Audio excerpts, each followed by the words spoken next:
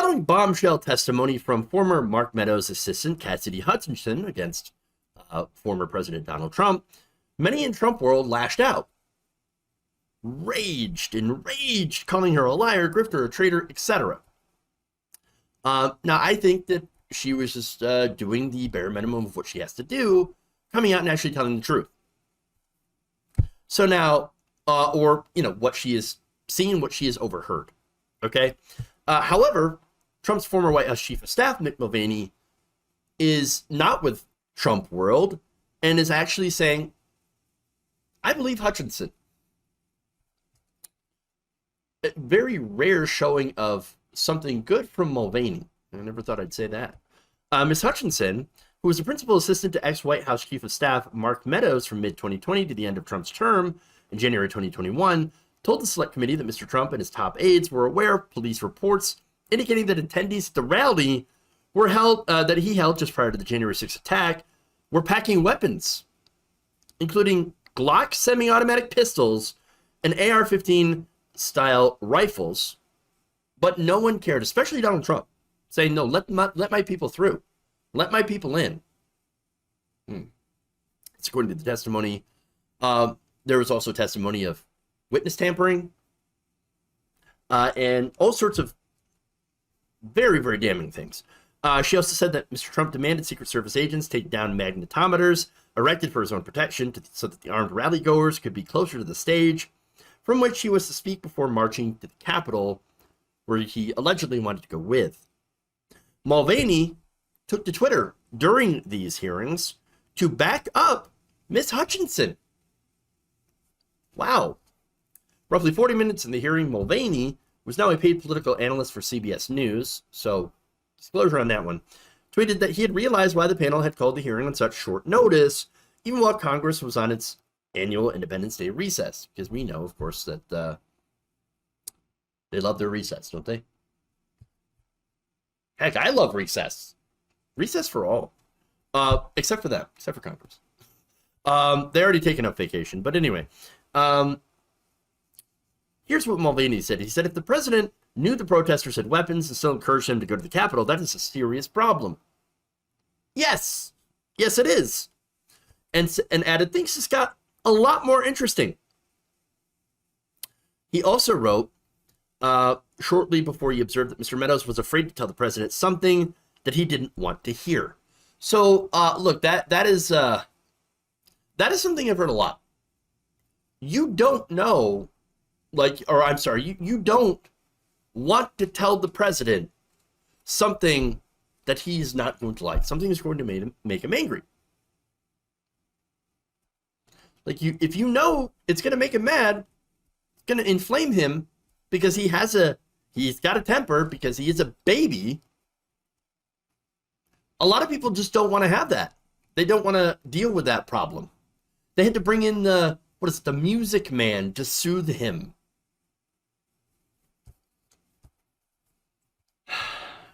Or distract him, or do something. Now, Ms. Hutchinson also told the committee that Special Agent in Charge Robert Engel, then the head of Mr. Trump's Secret Service detail, and then Deputy Chief of Staff, Tony Ornato, had told her that Mr. Trump had a physical altercation with Mr. Engel and a Secret Service driver after being told he could not join his supporters at the Capitol.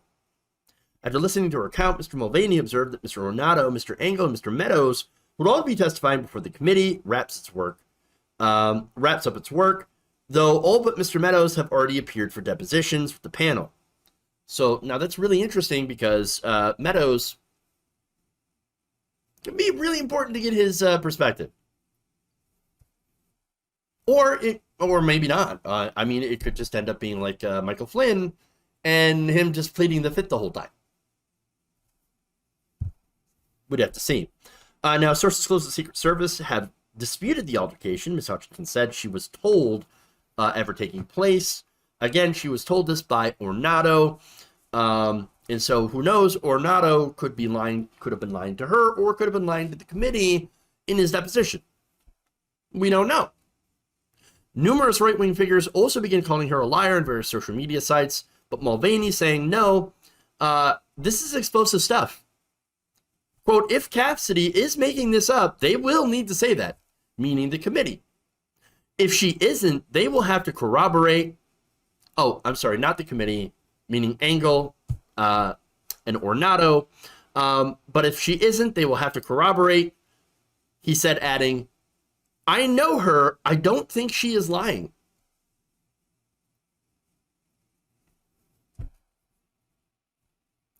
Hey, I know who she is. I've worked with her, and I've worked with Trump. I know who these people are, and I believe her. That's really important. Now, Mulvaney also returned to Twitter to make an observation about the closing statement made by Liz Cheney. Now, Liz Cheney is a loathsome human being, but she's been running this committee very, very well, and has been very aggressive. And so, you know, doing her job, she's actually been doing a good job at doing her job. That's the most praise you're going to get out of me for Liz Cheney, who is, again, otherwise a terrible human being. That's it. She's what is it? Thinking of the word, competent at her job.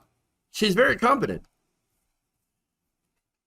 Something that we can't say about a lot of other, officials. Moving on. Cheney said the panel had received evidence of communications with witnesses from people in Mr. Trump's orbit that could amount to witness tampering or obstruction of justice. Those things are very, very important as well.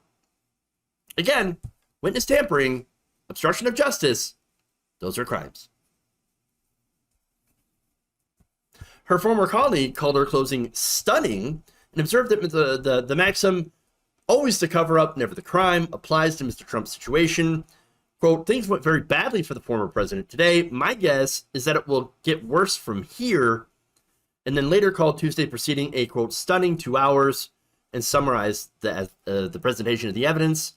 Quote, Trump knew the protesters had guns. He assaulted his own security team. There may be a line from Proud Boys to the White House, also important. Top aides asked for pardons, also really important. The commission thinks that they have evidence of witness tampering. This is a very, very bad day for Trump. And again, this isn't somebody who is a left-winger, okay? This isn't Alexandria Ocasio-Cortez saying this.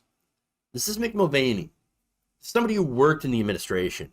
Say what you will about him, and I have, trust me, I do not have a high opinion of Mick Mulvaney. But he was there.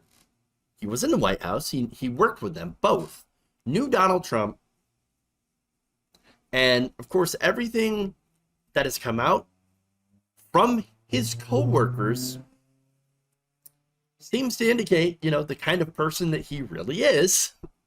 Violent, unhinged, loud, just not a good person, not mentally, not a very stable genius. We'll say that, not a very stable genius. He knew them and said, yeah, but that's basically what we've heard. I believe it. Because that seems like absolutely something that he would do. Now, Mulvaney might be wrong, though, about one thing. It might not actually get worse for Trump at all. And why do I say that? Well, it's because the committee, their job is to, while their job is to lay out the facts, while their job is to lay out a case, they can't actually indict the former president. They don't have any legal justification, or not justification, sorry. They don't have any legal authority to do so. That legal authority lies with the Department of Justice. It lies with Merrick Garland. And so, at the end of the day, Merrick Garland has to be compelled to do something.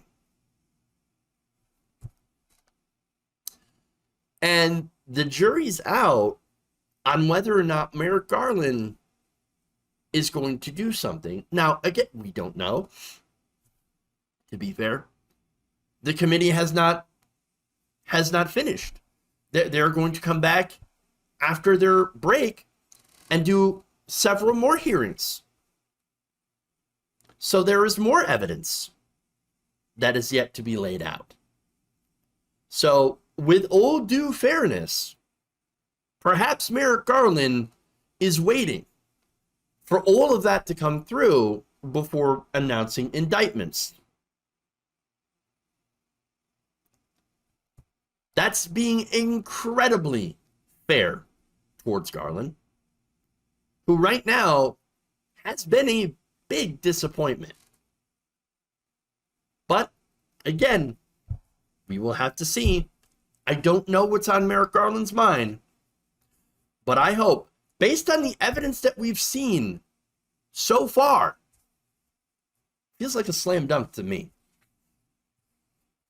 And if this is not enough evidence right now,